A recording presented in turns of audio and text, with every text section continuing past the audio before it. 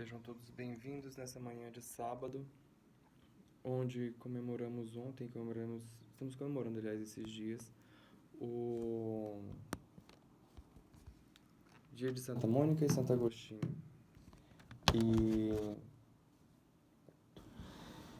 E como a gente é de costume, a gente sempre começa consagrando o nosso programa, né, consagrando a nossa mensagem, consagrando a nossa discussão ao Imaculado Coração da Virgem Santíssima, como é de costume consagrarmos os sábados à Bem-aventurada Sempre Virgem Maria. Ave Maria, cheia de graça, o Senhor é convosco. Bendita sois vós entre as mulheres, e bendito é o fruto do vosso ventre, Jesus. Santa Maria, Mãe de Deus, rogai por nós, pecadores, agora e na hora de nossa morte. Amém.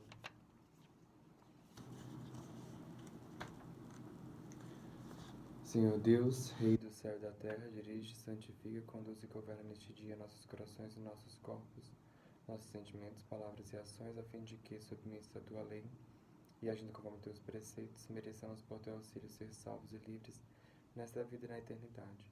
Ó Salvador do mundo, que viveis e reinais pelos séculos dos séculos. Amém. Nós os rogamos, Senhor, que prepareis as nossas ações e as nossas inspirações, e as acompanheis com a vossa ajuda, a fim de que todos os nossos trabalhos e orações com vós comecem e sempre convosco acabem por Cristo Senhor nosso. Amém.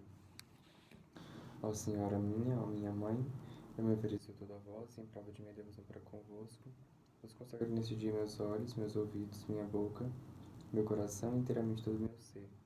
E como assim sou vosso, ó boa mãe, guardai-me e defendei-me como coisa de propriedade vossa. Amém.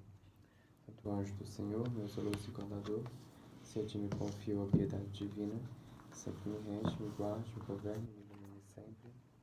Amém. Oração de São Tomás de Aquino para antes dos estudos. Criador inefável, vós que sois a fonte verdadeira de luz e de ciência, derramai sobre as trevas da minha inteligência um raio da vossa claridade. Dai-me inteligência para compreender, memória para reter, facilidade para aprender, sutileza para interpretar, graça abundante para falar.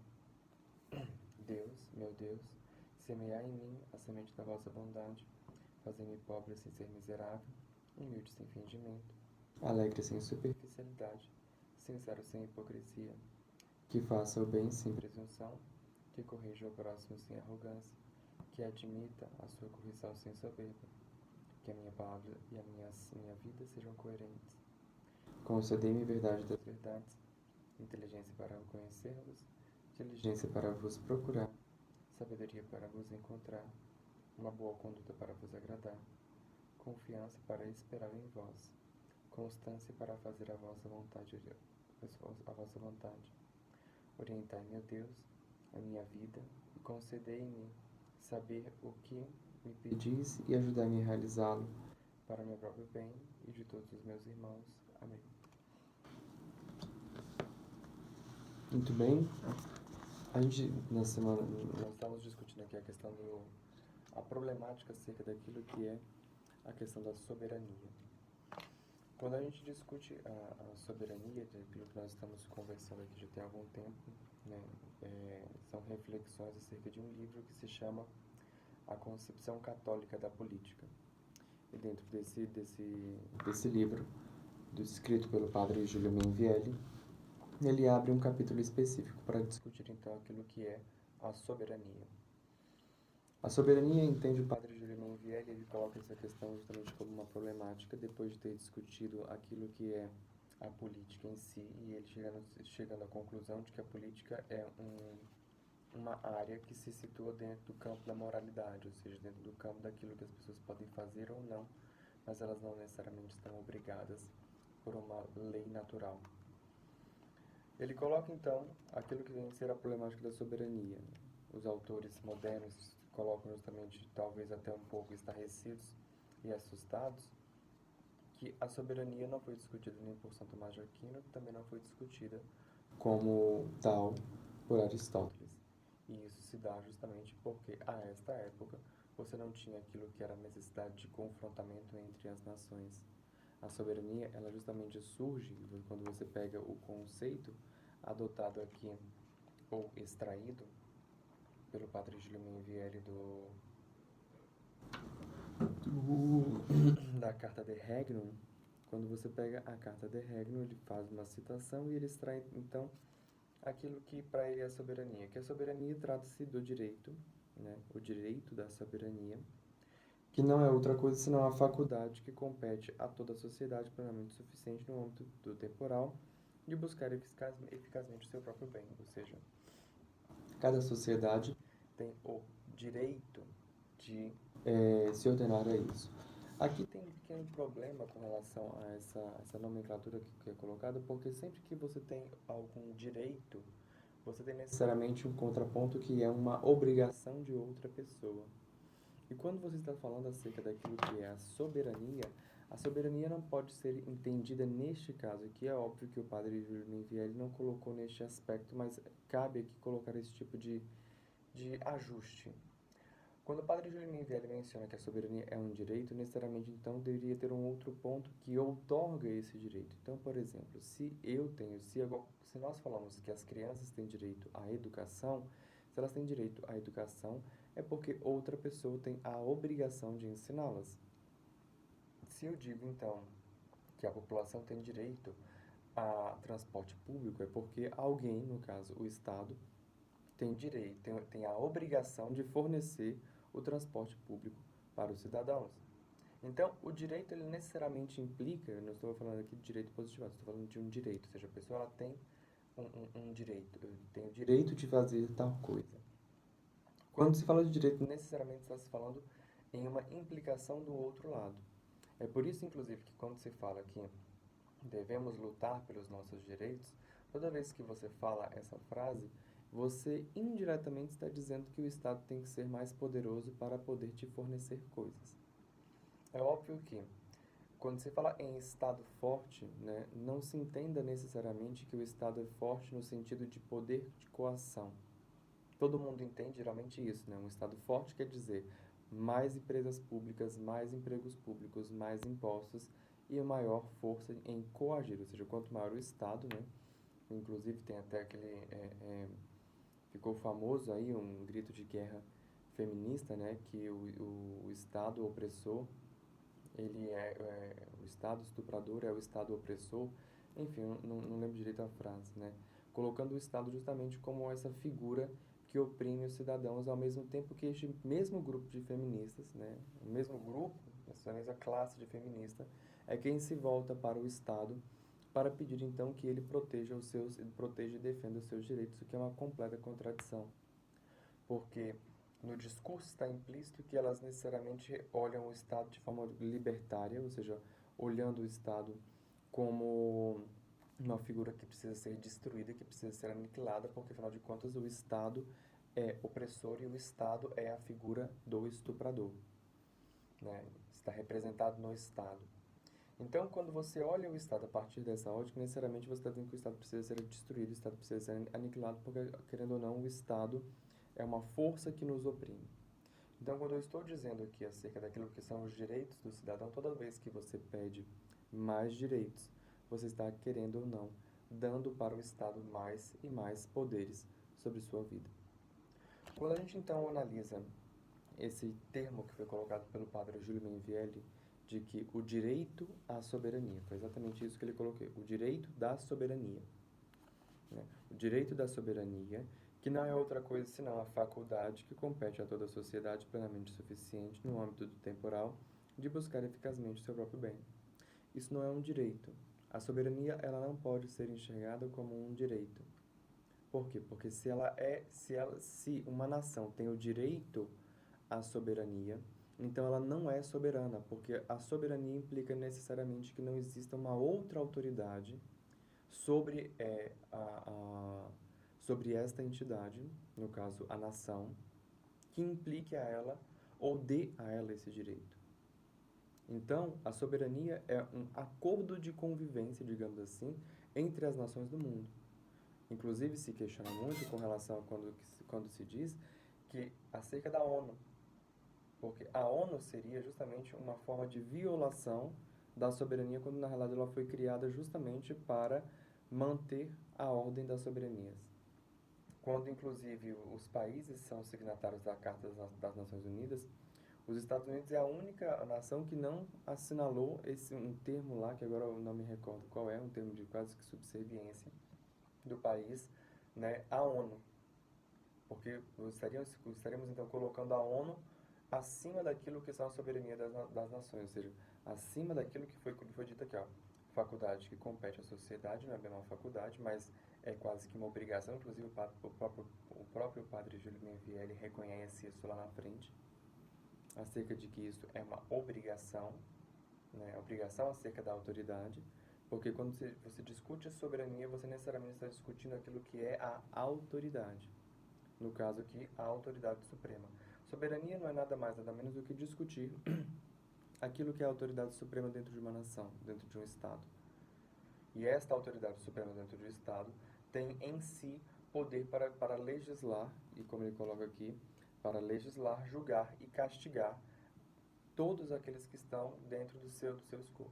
Eu não estou aqui questionando se neste momento essa pessoa ela está agindo para o bem ou para o mal. Porque o padre Germain Vieira, quando você analisa isso descritivamente, como nós estávamos conversando no último encontro, descritivamente, a soberania é simplesmente, você descreve ela como o máximo poder existente dentro de uma nação. E contra ela não se pode questionar nenhum tipo não existe outra força que a possa questionar, porque a partir do momento que exista uma força que questione essa autoridade, ela não é mais uma força soberana. O problema tanto a doutrina da Igreja Católica encontra quando você analisa aquilo que é a descrição não, aquilo que é a prescrição dos teóricos os teóricos do Iluminismo, né, Rousseau, entre outros, você olha a coisa justamente como vendo assim, o Estado tem poder total para decidir absolutamente tudo sobre qualquer coisa. Existe uma desfiguração acerca daquilo que é a autoridade divina. Então, o Estado tem poder, inclusive, para decidir sobre coisas metafísicas e sobre coisas, por exemplo, sobre sacramentos. Ou se um padre ele é ordenado, se ele não é ordenado, se tem validade sacramental, se não tem validade sacramental. Esse é o grande problema. Quando você analisa a coisa descritivamente, ou seja, apenas com um olhar científico, você narra dessa forma. A soberania é o máximo poder de uma nação. Tem para legislar, julgar e castigar todos aqueles que estão dentro do seu território. Para administrar o seu território como bem entender. Isso é um poder soberano.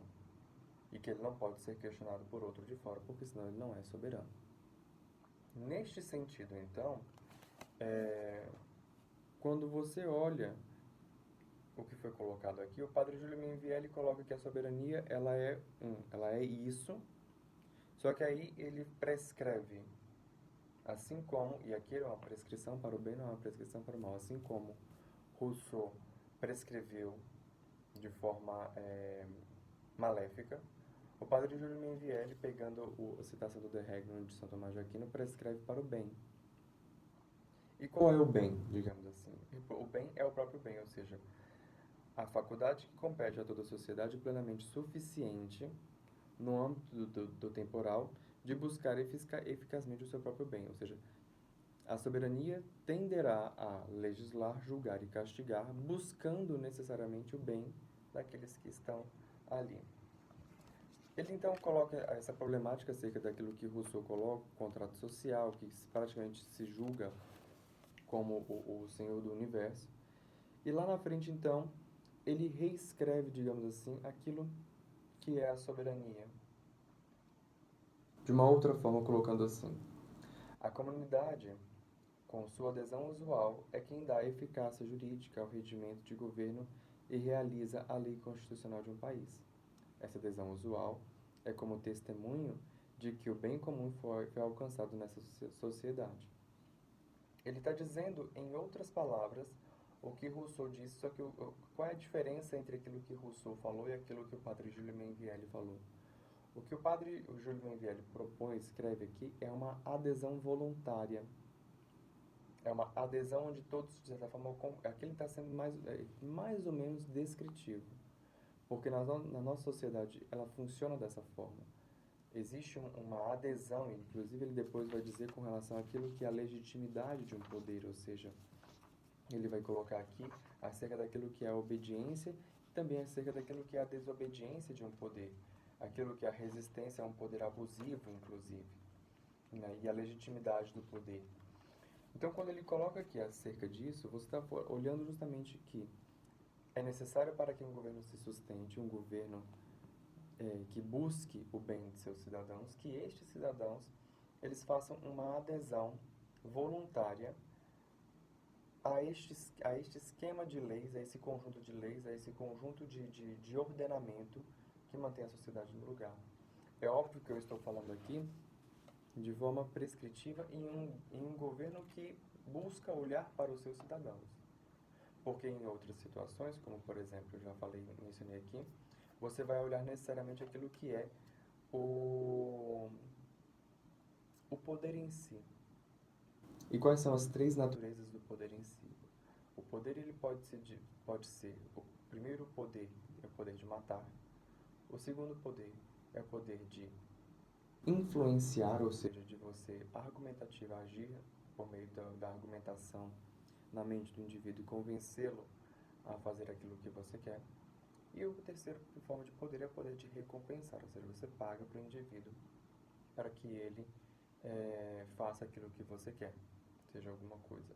Lembrando-se que quando você olha o poder de influenciar, ele em muitos aspectos vai ser o mesmo poder de recompensar.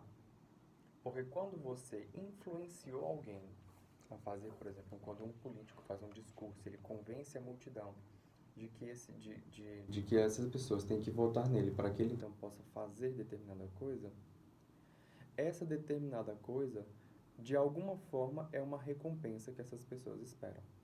Seja transporte público, seja algum tipo de direito, seja algum tipo de segurança, seja a construção de uma ponte, seja o que for.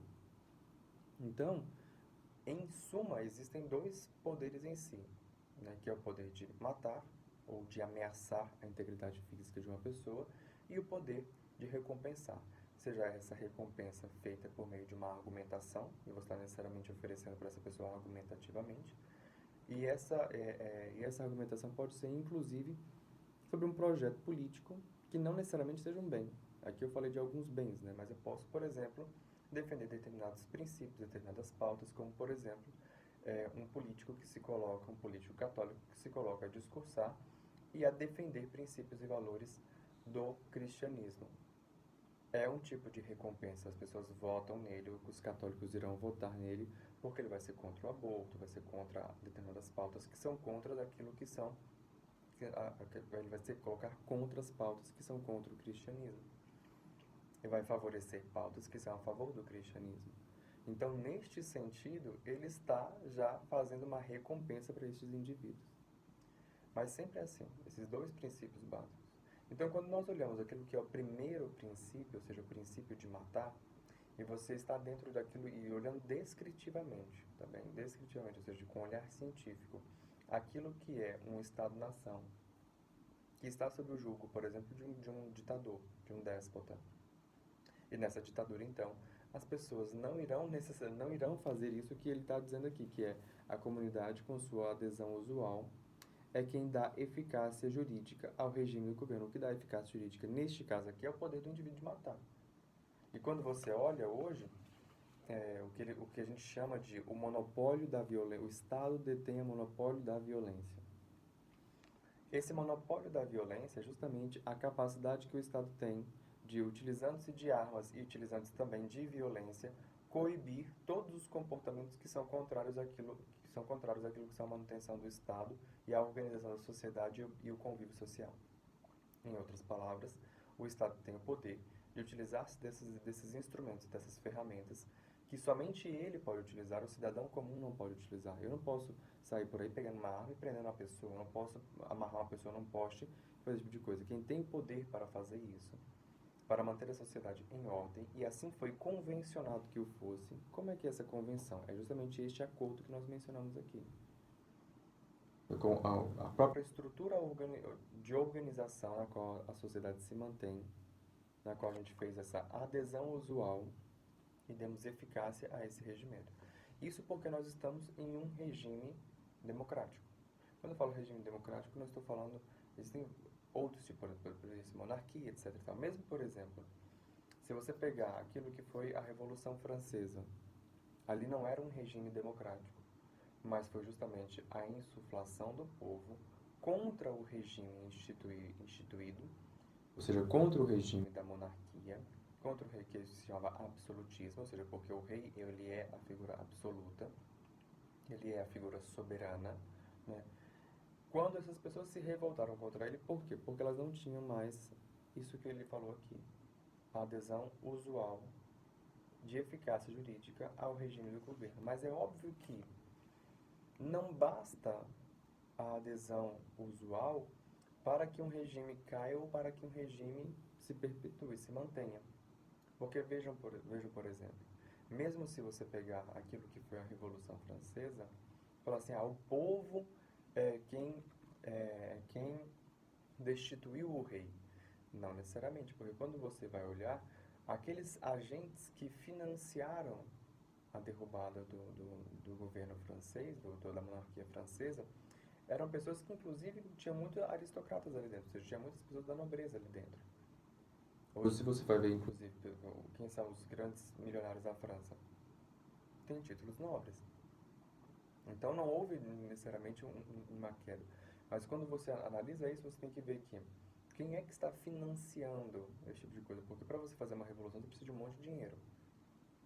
Não basta simplesmente você ter pessoas insatisfeitas. Pessoas insatisfeitas você tem em qualquer lugar. Agora, você pode, inclusive, mesmo com pessoas muito insatisfeitas, manter um governo no poder. Quando eu falo de governo aqui, pode ser um ditador, ele pode ser um imperador, ele pode ser um rei, ele pode ser o que for. Por quê? Por meio da força. Então, não é necessariamente que exista isso. Agora, quando você está em regimes democráticos, isso aqui é verdade. Em regimes democráticos é necessário que haja um consenso de forças dentro deste regime para que um governo se mantenha. Se você não consegue manter este consenso de forças, esse regime não vai se manter. Isso é em estado ideal. Isso é em estado ideal. Porque, por exemplo, existem influências que fazem com que um governo caia ou que um governo se sustente, mesmo que ele, como eu já havia falado, mesmo que ele não seja, mesmo que ele não tenha uma adesão. Porque como essa adesão ela é algo difusa, ela é algo tácita, como demonstrou o próprio Padre Júlio Menvielli a alguns parágrafos anteriores, não tem como você, de fato, oferecer dizer, olha, o povo totalmente concorda com isso, mas isso é feito por meio de algumas pesquisas, isso é feito por meio de algumas análises. Mas pode, por exemplo, outras forças, que essas forças podem ser nacionais ou internacionais, com capacidade de financiamento, promover desestabilizações em um país, de modo tal que pareça que aquele governo ou aquele governo não seja legítimo, ou aquele governo não tenha a adesão do povo. Como, por exemplo, se eu fosse um mega bilionário, eu poderia estar financiando uma série de manifestações no país, promovendo uma série de instabilidades no país, de tal modo que se chegasse a concluir, e é óbvio que isso também utilizando-se de jornais, mídias, notícias que são veiculadas, redes sociais, né, manipulando aqui e ali, e isso é possível, tá? Isso é feito, isso não é teoria da conspiração, tá? De tal modo que você possa, inclusive, criar na mente das pessoas um ambiente na qual se diga, olha, não existe mais sustentabilidade para o atual regime jurídico que há no país. É necessário, então, fazer uma nova Constituição. Ou seja, eu rompi com este padrão, que o padre Júlio falou aqui. A comunidade, com sua adesão usual, é quem dá eficácia jurídica ao regime de governo. E de fato o é. É a comunidade quem dá eficácia ao regime jurídico do governo. Agora, se eu consigo manipular a comunidade por meio de informações, mídia, redes sociais, né, WhatsApp, etc., eu não posso dizer que necessariamente é a comunidade, porque essa comunidade ela está sendo utilizada por outros meios, digamos assim, que não os seus próprios interesses, para então ter um efeito político com relação a isso. Dessa forma, então, ele segue e ele diz assim um pouco mais à frente. A soberania, segundo se explicou longamente, comporta a faculdade de impor leis de forma efetiva, legislando, julgando e executando e castigando, que assegurem o bem coletivo da multidão congregada. Ou seja, isso aqui é o poder que a soberania tem. E aí ele vai entrar na seguinte coisa. Se isso aqui é o poder que exige da soberania, a pergunta que vem na sequência é: pode então o povo exercer a soberania? A soberania pertence ao povo, como Rousseau imaginou? Ora, se a soberania pertencesse ao povo ou à comunidade, conforme Rousseau imaginou, essa comunidade ela deveria estar necessariamente constituída enquanto uma assembleia na qual decidisse constantemente quais são as decisões que favorecem aquilo que é o bem e aquilo que não é o bem para esta nação. Contudo, se você colocar toda a comunidade ou todo o povo para estar o tempo todo fazendo, decidindo isso, você não tem aquilo que é a prática da sua individualidade, ou seja, o pedreiro vai ter que deixar de ser pedreiro, o advogado vai ter que deixar de ser advogado, eu vou ter que deixar de ser um estrategista, que é o meu trabalho, o estrategista trabalha com estratégia, o outro que vai ter que trabalhar com comunicação vai ter que deixar para todo mundo ficar o tempo todo decidindo isso. Então, a soberania não está, por sua vez, nessas pessoas, porque essas pessoas, para que elas fossem dotadas de soberania, elas deveriam necessariamente, o Estado brasileiro, por exemplo, deveria estar em constante assembleia ou em constante plebiscito. Né? Tudo deveria ser decidido de forma plebiscitária, o que não acontece. Né? Então, essa era a única forma de você dizer que o povo é soberano. Então, se a soberania não está no povo, onde ela está e de onde ela vem, qual a sua origem? Né? Ele vai dizer assim: não pode transferir o que não possui e não possui o que não exerce. Ou seja, para que a soberania estivesse no povo, ele deveria exercer a soberania. E já se mostrou aqui, de acordo com aquilo que é a impraticabilidade da soberania pelo povo. Ele deveria ser constantemente estar em plebiscito. Se ele não pode, então, se ele não pode exercer a soberania, ele também não pode transferir a soberania porque ele não tem. Isto é, que se a comunidade social não é capaz do exercício pleno da soberania, não há razão para lhe atribuir, em virtude da lei natural, a posse desse direito. Assim conclui o padre Júlio Mainvielle. E, num termo categórico, ele diz, então, a comunidade deve ser, então, governada. Aqui, então, está um ponto que ele é crucial. A soberania está em uma entidade que governa. A soberania, ela consiste em duas coisas. Né? Poder absoluto de governo de um povo. Estou falando de um governo, poder absoluto em termos administrativos de governo. Tá bom? Não estou aqui extrapolando os limites que Rousseau extrapolava e que o padre Júlio Mainvielle, em toda a doutrina católica, critica, que são os limites justamente que extrapolam aquilo que é o governo de uma nação.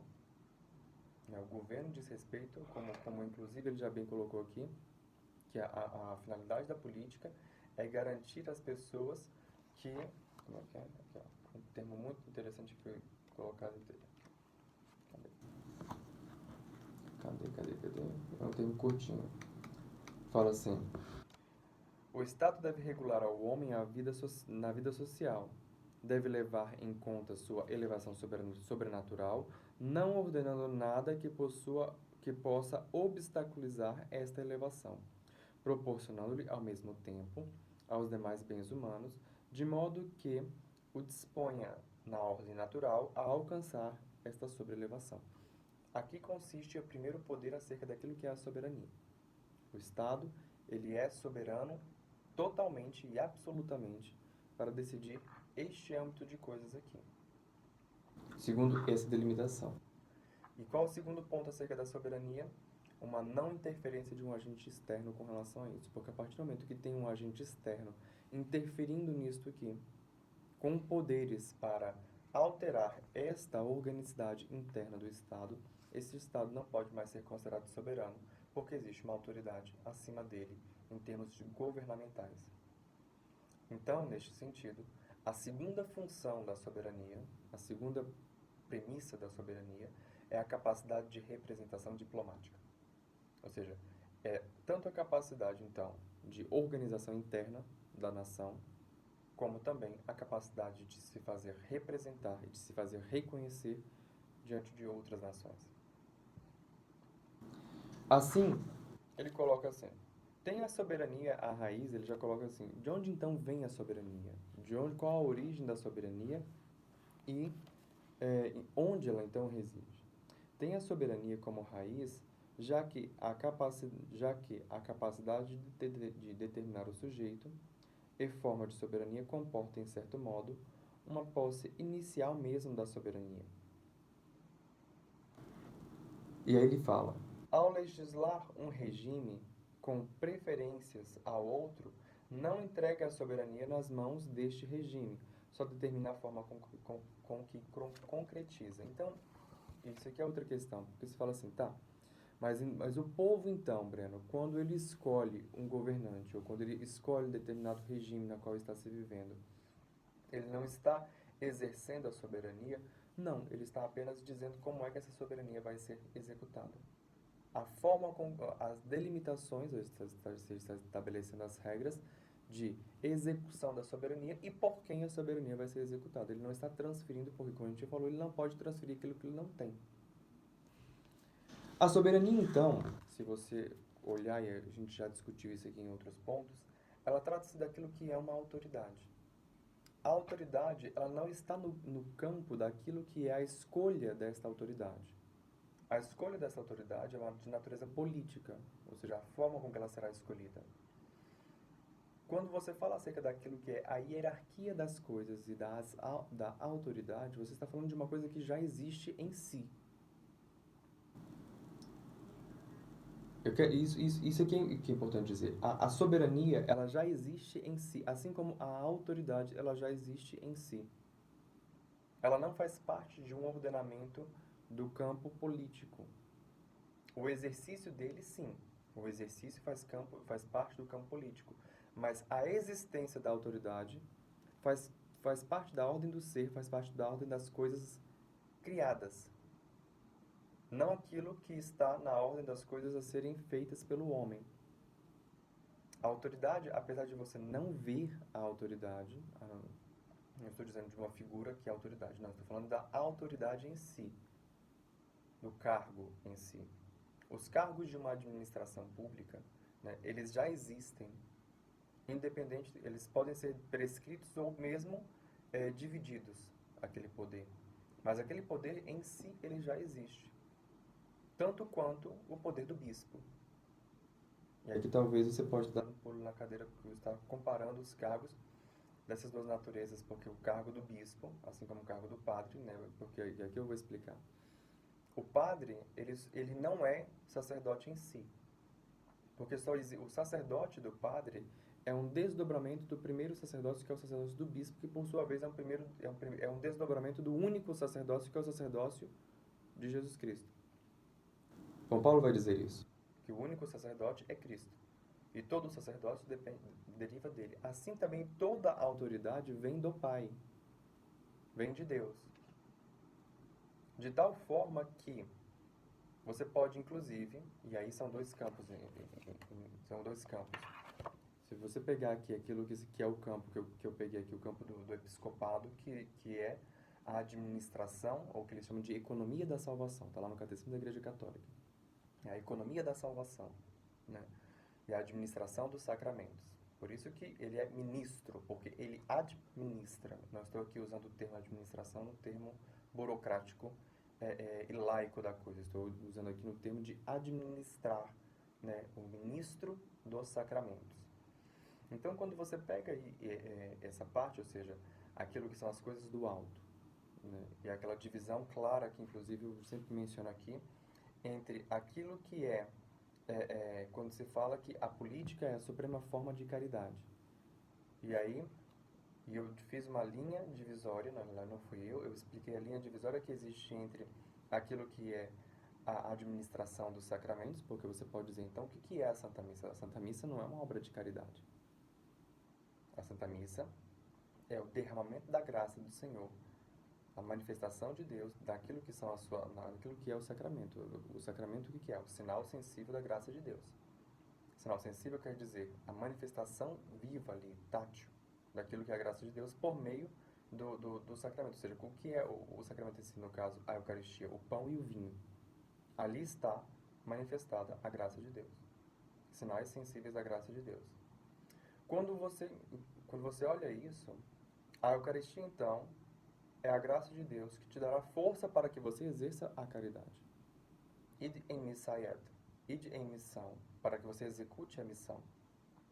Então, quando os santos padres colocam, né, que a política é a suprema forma de caridade, nós estamos justamente olhando esse limiar aqui e vendo que esta autoridade, assim como a autoridade episcopal, que se desdobra do Pai, vem para o bispo, e do bispo se desdobra para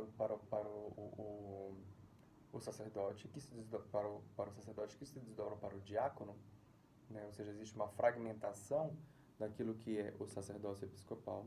Assim também, na organização da estrutura estatal, essa organização pode ser desmembrada, ou seja, esta autoridade ela pode ser desmembrada em diversas outras instituições que melhor organizem o Estado. E para assim melhor fazer aquilo que é o bem comum. Aqui está, então, a suprema forma de caridade. Por quê? Porque se o objetivo da política é o alcance do bem comum de toda uma comunidade, de toda uma sociedade, de toda uma nação, então, necessariamente, ela é a suprema forma de caridade. Ela se distingue da caridade individual, de você fazer a caridade ao mendigo, de você fazer a caridade... E não estou aqui dizendo que isso tem desvalores em termos de um com o outro, tá? Ou seja, o fato de você, uma pessoa participar da política, objetivando o bem comum, e uma pessoa que dá uma roupa a um mendigo e dizer, uma fez mais caridade do que a outra, então uma está mais perto do que a outra. Pelo contrário. Né? Muito antes pelo contrário. Porque existe um grau de dificuldade monstruoso, inclusive, nos dois pontos. Né? Porque no primeiro ponto, o exercício da caridade para com o próximo, você está mostrando um desprendimento de você mesmo. Agora, imagine você exercer a caridade quando a própria atividade de exercício da caridade, que no caso é a política, ou seja, a administração a administração do Estado, ela também é um forte objeto de corrupção da alma. Não estou falando aqui apenas de corrupção do indivíduo enquanto problema de lei, enquanto um crime, mas também um problema na alma, de você se corromper diante daquilo que é o poder. Né? Então tem essa problemática. Por que a gente veio cair neste ponto? Porque o problema da soberania só se resolve quando você compreende aquilo que é a origem da autoridade, e toda autoridade provém de Deus. Isso aqui é o probleminha, inclusive, que tanto a doutrina católica quanto o padre Júlio Minvieri, que está aqui expressando a doutrina católica, olham para tudo aquilo que são os teóricos do iluminismo, os teóricos do Estado moderno, da Revolução Francesa, vão olhar e vão dizer isso está errado. Por que eles vão dizer que está errado? Porque eles simplesmente olham a autoridade eles não olham a autoridade de forma descritiva. Se eles tivessem olhado a autoridade de forma descritiva, eles não teriam tirado Deus do seu trono. Ou melhor, tentado tirar Deus do seu trono. E quando você olha de forma descritiva, necessariamente você percebe que a autoridade ela tem em si uma esfera metafísica, uma esfera que está além daquilo que lhe dá sustentação. Porque eu posso pegar aqui dois casos extremos, que você pode dizer assim, tá, um Estado, e eu já expliquei isso aqui hoje, inclusive. Se você pegar um Estado, né, que é de total democracia plena, digamos assim, essa democracia, você pode dizer que este indivíduo lá, você constitui o Estado de Direito por meio da renúncia dos direitos individuais, etc. Ok.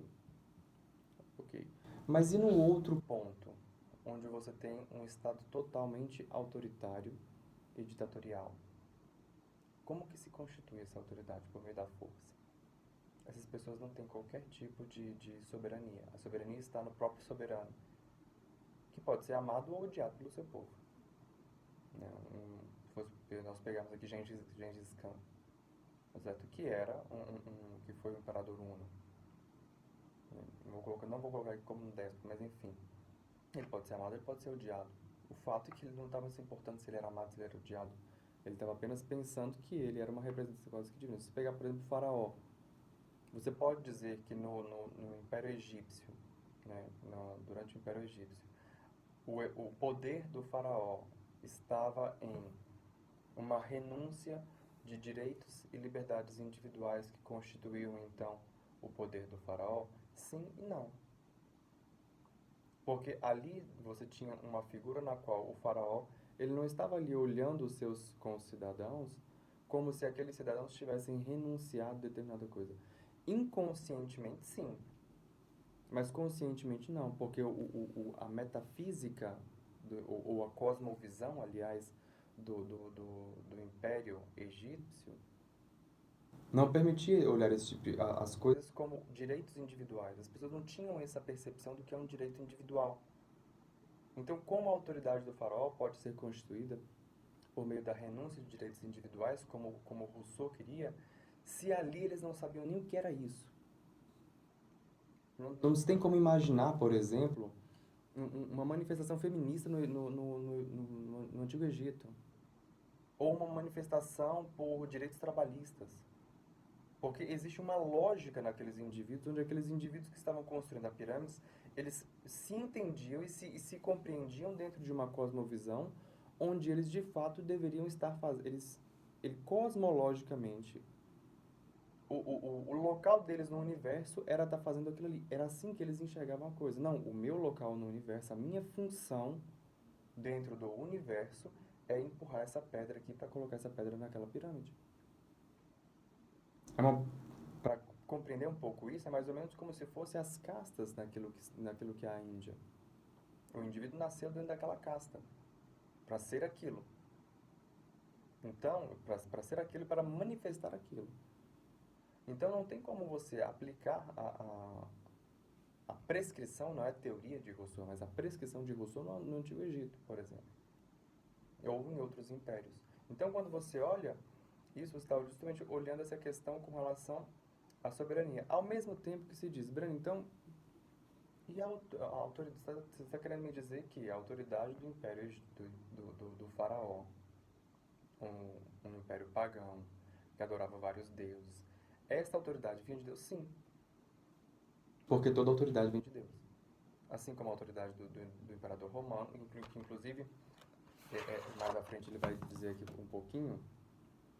Deixa eu ler essa parte aqui, porque essa parte é interessante. Ele fala assim, ó, para expressar essa doutrina com a linguagem da escola, ou seja, da escola da tradição, diremos que a comunidade social é a causa próxima, ou a causa original, que concretiza essa determinada sociedade política. E este determinado poder, enquanto fixa, causa material, que famílias e quantas, e causa formal, espécie de vínculo desta sociedade. A soberania como tal é conferida imediatamente pela lei natural, ou, o que é mesmo, por Deus.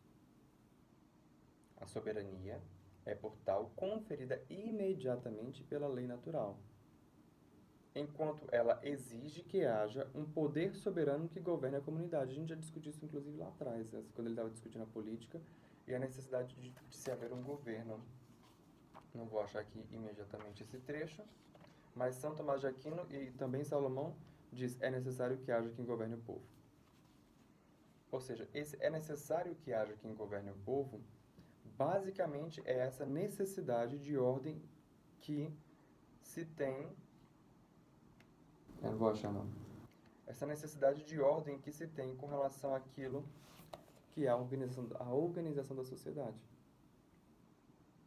A própria lei natural exige que exista um princípio de ordem, um princípio de governo. E esta necessidade que é exigida pela lei natural, assim como a lei natural exige que haja a organização política da sociedade, ela também o exige que haja a soberania.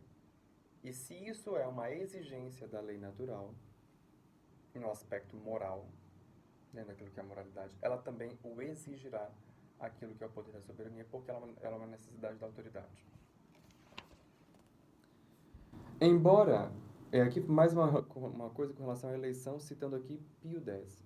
Embora esta eleição designe o príncipe, ou seja, mostre a escolha do príncipe, do governante, não lhe confere os direitos do principado, ou seja, apesar do povo eleger o seu governante, né, o poder de escolher um governante não confere ao povo os direitos do governante. Porque os direitos e as obrigações do governante estão lá. Coisa que, inclusive, ela pode, aqui está, legislar um regime com preferência a outro. Não entrega a soberania no voto. Ou seja, o povo pode escolher a forma com que, inclusive, este poder vai ser estipulado. Mas o delineamento deste poder, né, não faz com que, inclusive, ele se limite. Vamos deixar isso bem claro. Porque ele vai ser dividido em outros aspectos, mas ele não vai ser limitado em si.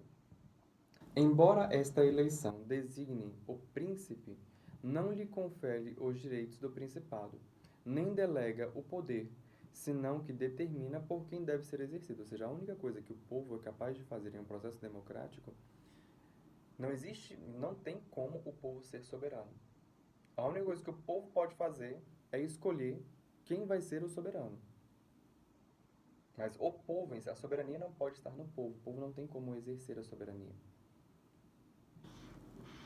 Aí vem na sequência. Como a comunidade social possui o direito de determinar o regime político legítimo de um povo e pode modificá-lo se assim exige o bem público, o critério infalível da legitimidade de um governo é a adesão tácita e pacífica que lhe presta na mesma comunidade. Se entendeu como soberania, se entendeu como a soberania vem de Deus e em que sentido é possível dizer que reside originariamente na comunidade e que está a serviço dela, não poderá incorrer na inextricável confusão que um conhecido professor de direito político explica deste modo a política tomista. Aqui ele faz uma citação, mas aqui não vem ao caso. Aí ele parte aquilo que é a questão da autoridade do poder, da obediência do poder, que também está aqui misturado com relação àquilo que é a soberania. Porque ele se coloca aqui, tá, se o soberano ele é a máxima autoridade, e esta autoridade provém de Deus, e aí vem a pergunta, é legítimo então ao povo se rebelar contra esta autoridade? Ele diz, se a autoridade vem de Deus, como demonstramos, nada mais evidente que a obrigação inevitável de obedecer aos poderes legítimos, sempre que legislarem e ordenarem dentro das esferas de suas atribuições. Ou seja, aquelas atribuições que eu coloquei, inclusive, que foi colocado pelo padre Júlio Minvieri ali no início. Ele coloca aqui algumas referências não. Ele diz assim, a própria Sagrada Escritura ensina categoricamente esta obrigação. Toda pessoa, diz São Paulo em Romanos 13, de 1 a 5, esteja sujeito às potestades superiores, porque não há poder que não provenha de Deus, e Deus estabeleceu quais são. Por isso, quem desobedece às potestades, à ordem de Deus, desobedece. Por consequente, os que tal fazem, eles mesmos se conduzem à condenação. Mas os príncipes não devem ser temidos pelas boas obras que são feitas senão pelas más. Queres não temer nada daquele que tem poder, pois age bem e merecerás o louvor. 4. Porque o príncipe é um ministro de Deus, posto para o seu bem. Mas ages mal, temes, porque não em vão se cinge a espada, sendo como é ministro de Deus, para exercer sua justiça, castigando aquele que age mal. Portanto, é necessário que lhes estejais sujeitos, não só por temor do castigo, senão também por consciência. É interessante olhar isso aqui e ver lá na frente que o padre Júlio Minvieri vai dizer por que, como e quando devem ser feitas as desobediências que é justamente no caso daquilo que se chama de escusa de consciência, ou seja, quando o legislador, ultrapassando os limites de suas competências e atribuições, visa legislar contra aquilo que são os direitos e a lei de Deus. Muito bem, meus amados irmãos, já chegou um pouquinho a hora, e eu até avancei um pouco aqui sobre a nossa hora. Eu espero que vocês tenham gostado dessa discussão. Semana que vem a gente continua falando um pouquinho acerca de como que se dá essa questão da obediência à autoridade. E desejo a todos um excelente final de semana, um ótimo domingo, dia de Santa Mônica e de Santo Agostinho. E uma ótima semana. Aguardo vocês semana que vem. A todos um bom dia.